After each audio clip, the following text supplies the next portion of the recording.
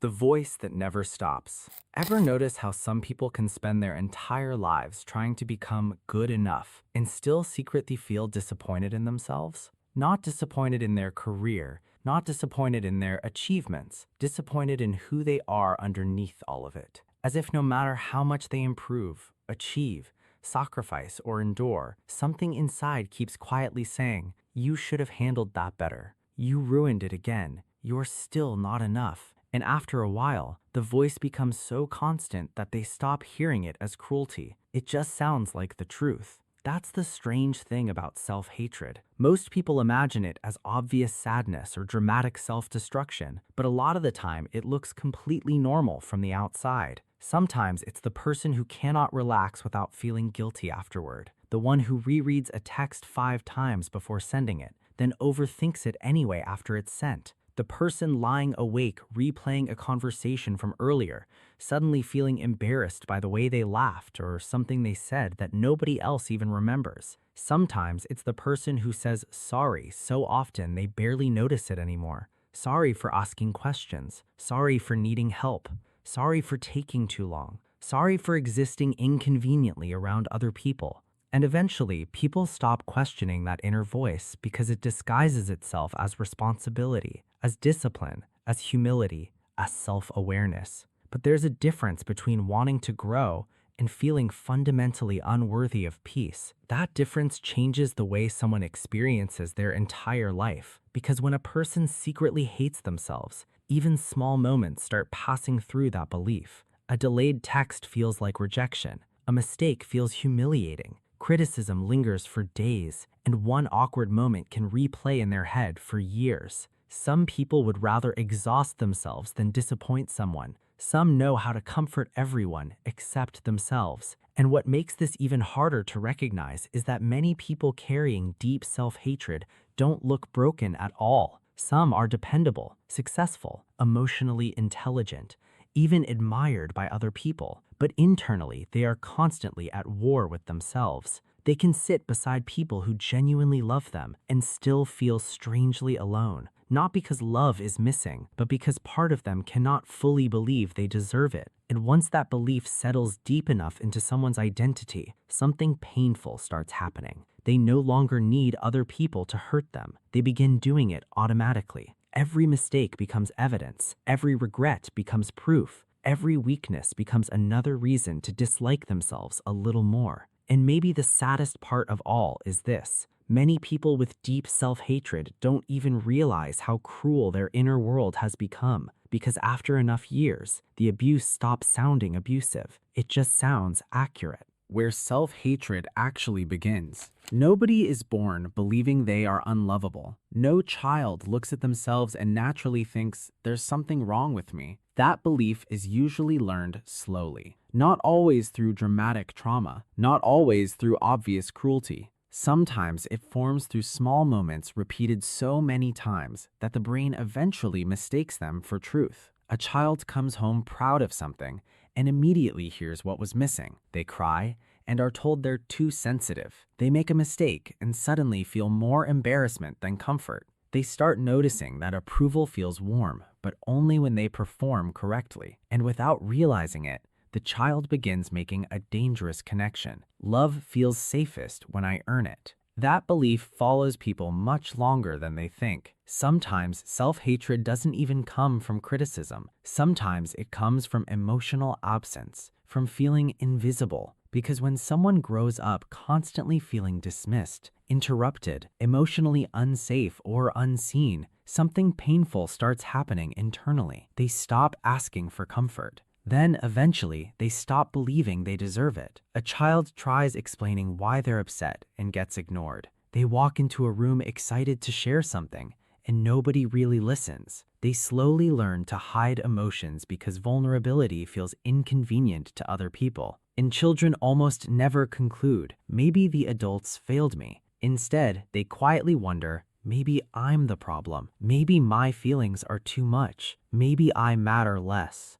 That's how self-hatred usually begins, not through one single moment, but through repeated emotional experiences teaching someone that mistakes are dangerous, affection is conditional, and their worth depends on how useful, quiet, successful, or emotionally easy they are for other people to handle. And years later, those lessons are still there. You can see them hiding inside adult behavior all the time. Some people become perfectionists because mistakes feel emotionally unsafe. Some become people pleasers because rejection feels terrifying. Some emotionally shut down completely because needing others feels humiliating. Some constantly chase validation, while secretly believing none of it counts. Different coping mechanisms, same wound underneath. And what makes this especially sad is that many people never realize they're still reacting to emotional patterns learned decades earlier. One sentence repeated throughout childhood, one parent who only showed affection during achievement, years of comparison, feeling mocked when vulnerable, feeling tolerated instead of emotionally safe. The brain remembers those feelings far longer than people expect, especially shame.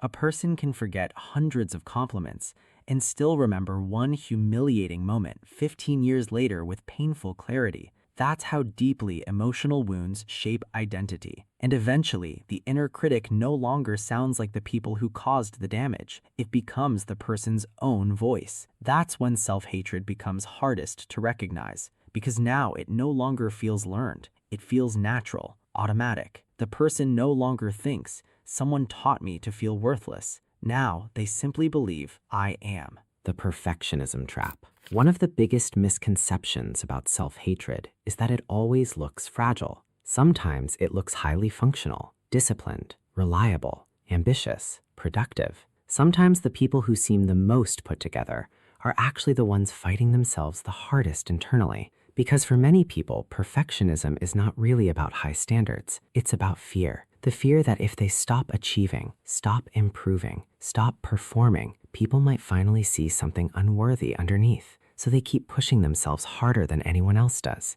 even when exhausted, even when successful, even when nobody asked them to.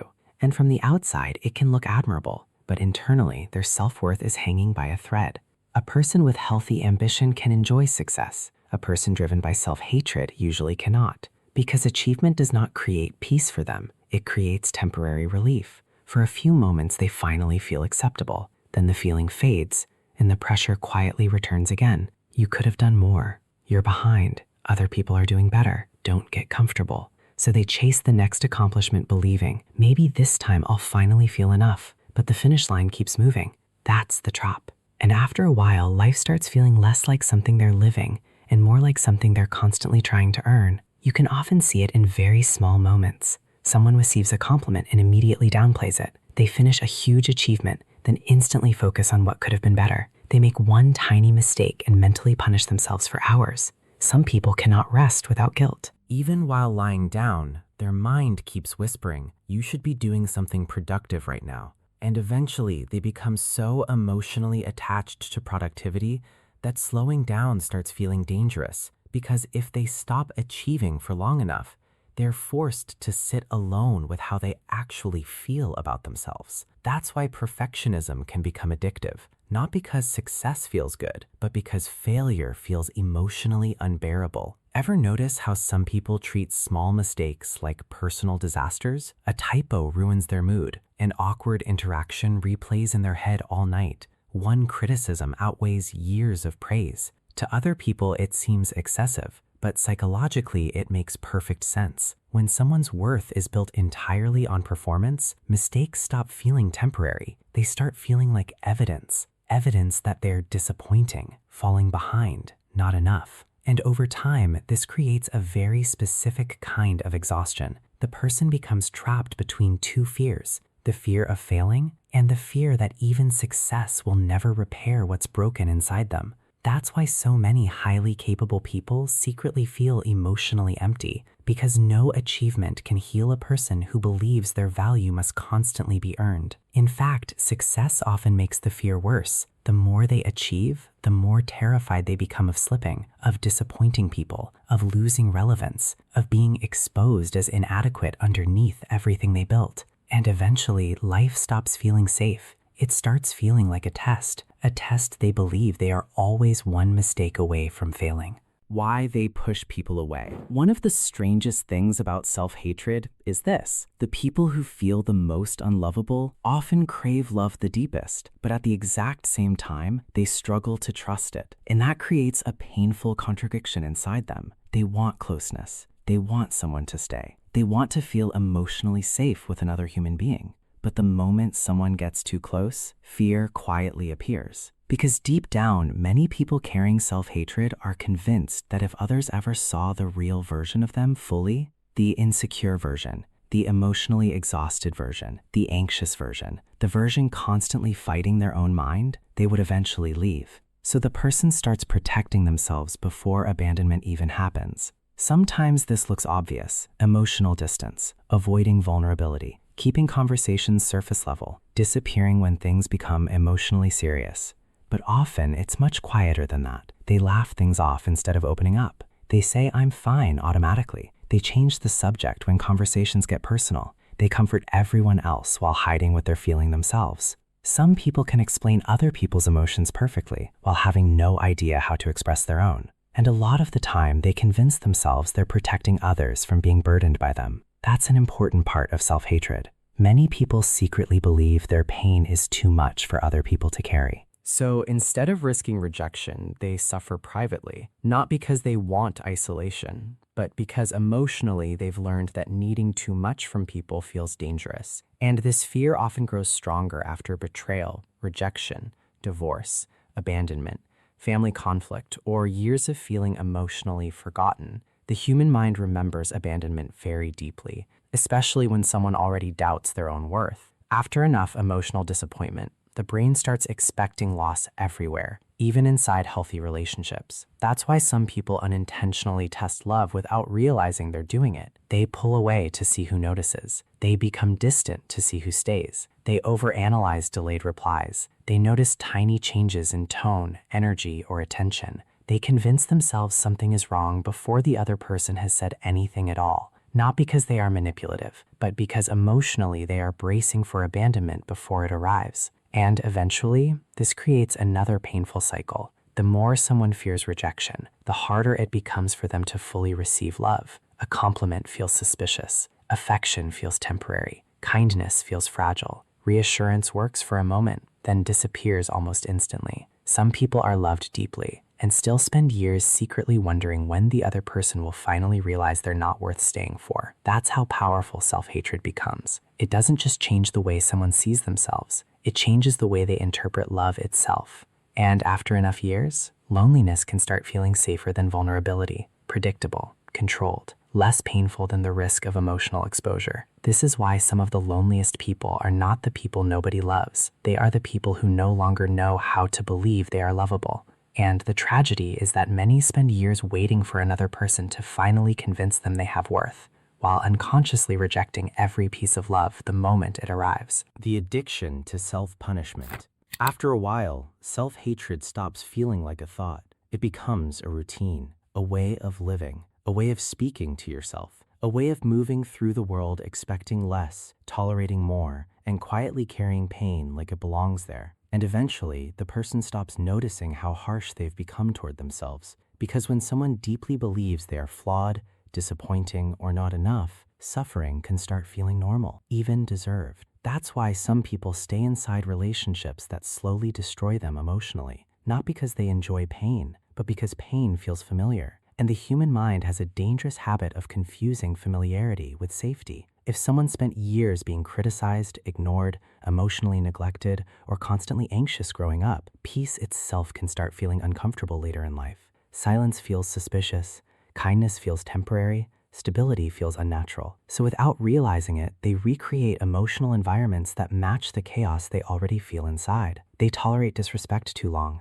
They overwork themselves until exhaustion. They stay available for people who barely care about them. They deny themselves rest, softness, or forgiveness. Some people only feel worthy when they are suffering for something. And perhaps the saddest part is this: many genuinely believe they deserve the way they are hurting themselves. You can hear it hidden inside everyday phrases. I'm just hard on myself. I should be able to handle more. Other people have it worse. I don't deserve to complain. I'm probably overreacting. And underneath all of those sentences is often the same painful belief. my pain doesn't matter enough. That belief changes the way people live. Some stop taking care of themselves properly because part of them no longer feels worth caring for. Some isolate themselves emotionally because loneliness feels safer than disappointing people. Some sabotage opportunities right before success because failure feels more familiar than fulfillment. And many spend years trapped in constant mental punishment, replaying embarrassing moments,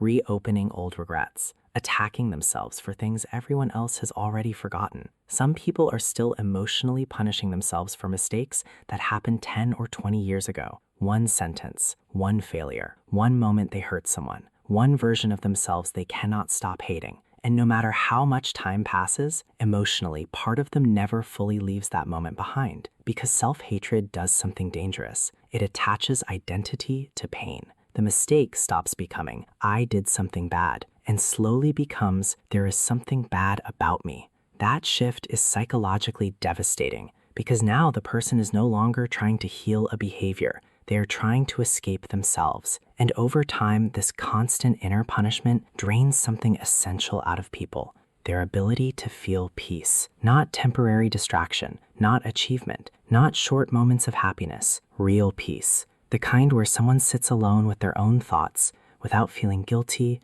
ashamed, restless, or emotionally under attack. For a person carrying deep self-hatred, that kind of peace can feel strangely unfamiliar, even frightening, because when suffering becomes part of someone's identity, healing can start feeling like losing a part of who they are. The mask most people never notice. What makes self-hatred so difficult to recognize is that it often hides behind functioning, sometimes extremely high functioning. Many people carrying deep emotional self-rejection become experts at looking completely fine. They smile easily, they show up for everyone, they stay dependable. They become the calm one in the family, the responsible one, the supportive friend, the funny person who keeps the room comfortable. And because they seem emotionally stable on the outside, almost nobody notices how exhausted they actually are internally. Some people build their entire identity around being useful to others, not because they're attention-seeking, but because usefulness feels safer than vulnerability. If they help enough, give enough, sacrifice enough, stay needed enough,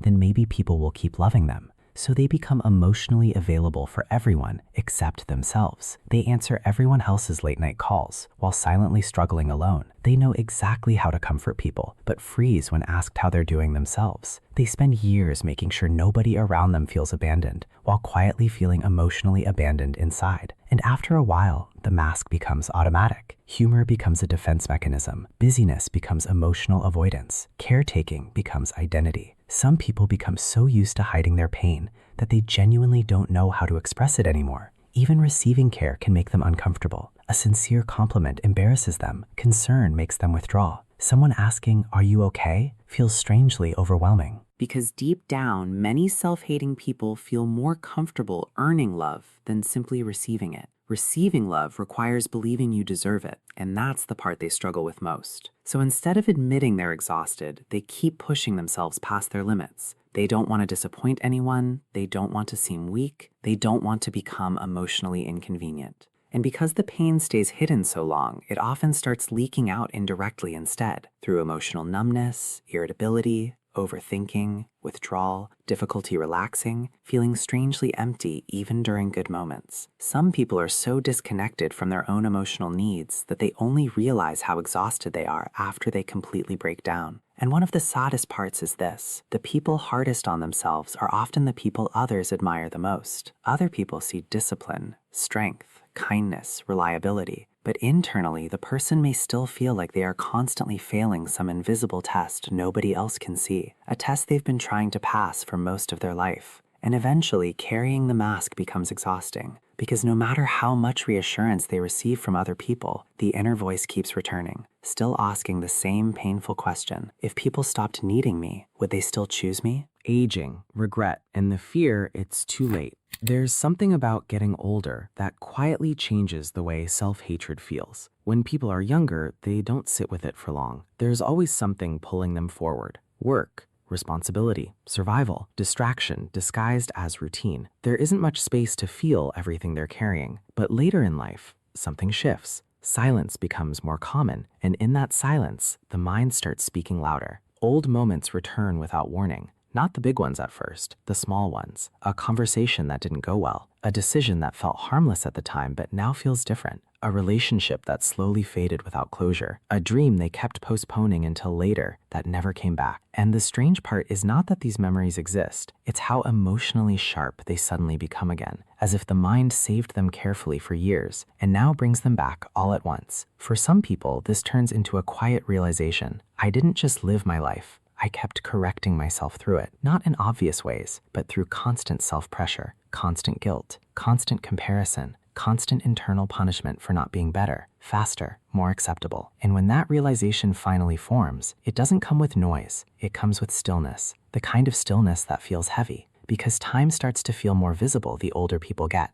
And with that comes a painful question many people don't say out loud: who did I become while I was busy trying to become someone acceptable? That question doesn't always feel like regret at first. Sometimes it feels like confusion, as if they are looking at their own life from a slight distance and realizing, I was there, but I wasn't really living it. I was managing it, surviving it, trying to get through it without being judged, without making mistakes, without being too much. Even success can become complicated at this stage, because some people eventually reach the things they once believed would fix everything, only to notice something unsettling. The internal voice didn't leave, it just adapted. And now, instead of chasing goals, it starts revisiting the past, not with kindness, but with judgment. That creates a very specific kind of grief, not just regret over what didn't happen, but grief over how long they lived disconnected from themselves while it was happening. And when reflection deepens further, especially in quieter years or periods of isolation, old emotional patterns begin resurfacing again, not because they are new, but because there is finally space to hear them again. The mind replays older fears, older criticisms, older versions of themselves they thought they had outgrown,